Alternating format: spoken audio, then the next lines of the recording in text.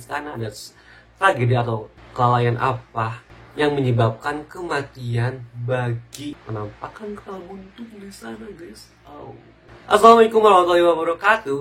Welcome back to my channel.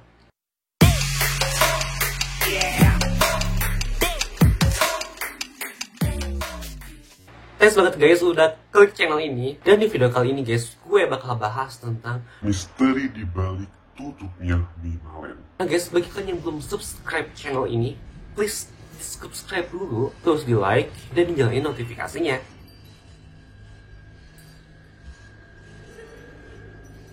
Oke guys, kali ini gue bakal bahas tentang misteri di balik penutupannya mie Malen. Nih bagi kalian nih guys, bagi warga Indonesia yang belum tahu apa sih mie Malen itu. Nah, mie Malen ini sebenarnya salah satu tempat wisata yang paling rame waktu itu di Malaysia. Nah, kalau misalkan di Indonesia tuh bisa dibilang kayak Ancol atau kayak Dufan gitu ya. Jadi kayak tempat wisata tapi dia mempunyai beberapa destinasi yang banyak gitu.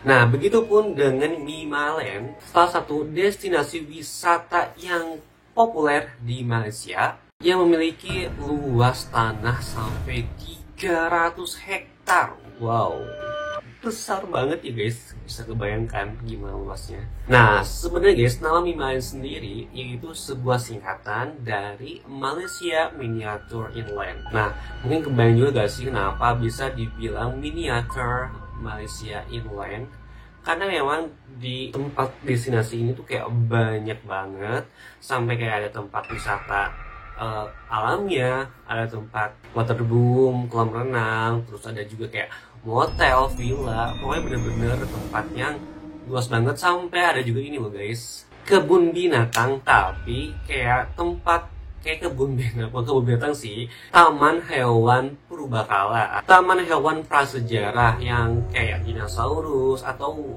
semacamnya lah gitu, kayak binatang-binatang atau hewan-hewan yang udah punah. Nah, pembangunan mie Malen sendiri mempunyai beberapa tahap, nggak langsung jadi seabrek gitu. Jadi dia itu kayak beberapa tahap gitu lah ya. Nah, tahap awal ini dibangun di sekitar tahun 1970 atau 1971. Dan di tahap awal ini kalau nggak salah sampai 1975 dan akhirnya dibuka tahap awal ini. Dan pada tahap awal ini guys, mie Malen ini mempunyai 24 motel dan juga 5 villa serta kolam renang di dalamnya. Wow, ini bisa dibilang udah gede banget ya sih, udah kayak wow gitu lah. Nah, selain tadi villa sama motelnya itu guys, di tahap awal ini dibuka pula taman hewan prasejarah atau taman hewan prasejarah gitulah, kayak dinosaurus tadi yang tadi gue bilang di awal, terus kayak hewan-hewan purbakala yang udah punah gitulah. Dan pada saat itu guys, tempat ini tuh menjadi salah satu destinasi yang begitu menarik wisatawan dari seluruh masyarakat belahan di Malaysia. Mungkin karena ini salah satu tempat wisata yang besar dan unik gitu ya guys sih. Jadi ya makanya banyak banget nih orang-orang yang berbondong-bondong buat datang ke sini. Sampai-sampai nih guys, si tempat ini tuh sering banget dipakai buat lokasi syuting. Ya wajar lah ya, namanya juga tempat wisata yang besar dan terkenal, pasti banget dipakai buat syuting. Lalu guys, di tahap yang kedua di tahun 1984, mie Malen pun kembali mengeluarkan destinasi baru, yaitu destinasi kolam renang, yang katanya kolam renang ini itu terbesar di Asia Tenggara waktu itu sih, dan mempunyai waterboom yang begitu tinggi sampai ini menjadi salah satu minat atau daya tarik bagi masyarakat di sana karena mempunyai waterboom atau papan seluncur yang begitu tinggi. Memang sih ya guys, kalau naik waterboom atau papan seluncur gitu, kalau tinggi-tinggi gitu tuh menggunakan adrenalin yang kayak candu banget nih, pengen naik. Nah kayak gitulah di sana. Ini salah satu destinasi yang paling digemari oleh masyarakat Malaysia. Tapi nih guys, bukan cuma tempat wisata kolam renang doang yang disediakan di sana.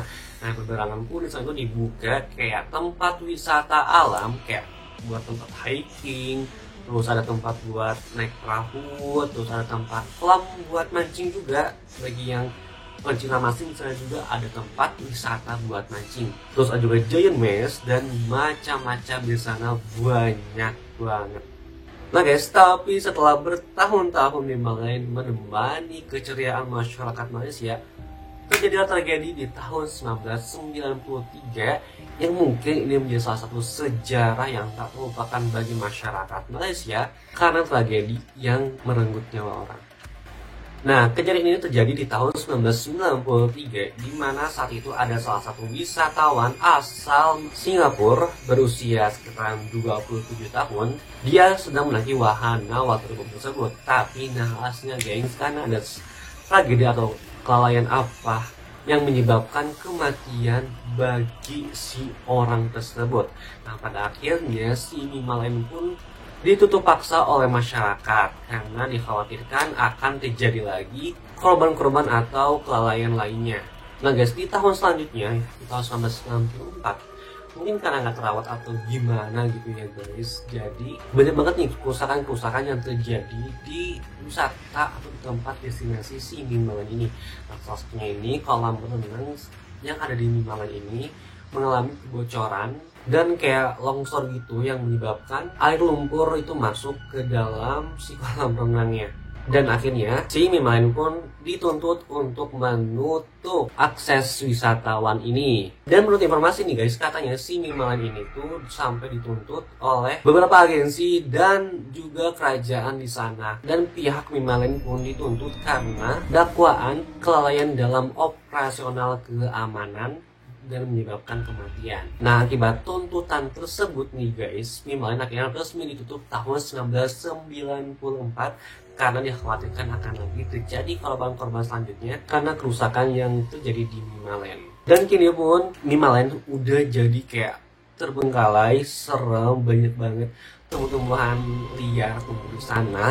Bahkan tempat itu kayak tempat angker gitu loh guys, jadi kayak emang nyeremin banget. Tapi banyak banget nih si masyarakat Malaysia yang penasaran buat datang ke sana buat ngebuktiin kayak apa sih harus dibuktiin gitu loh. Dan mereka itu banyak banget nih orang-orang yang kesana buat ngebuktiin adanya penampakan-penampakan yang muncul di tempat di mantan wisata terbesar se-Asia Tenggara ini. Namun dengan keterbengkalaiannya si Mimalen dan tempat yang begitu menyeramkan, masyarakat malah berbondong-bondong dan ingin tahu sebenarnya ada apa di sana.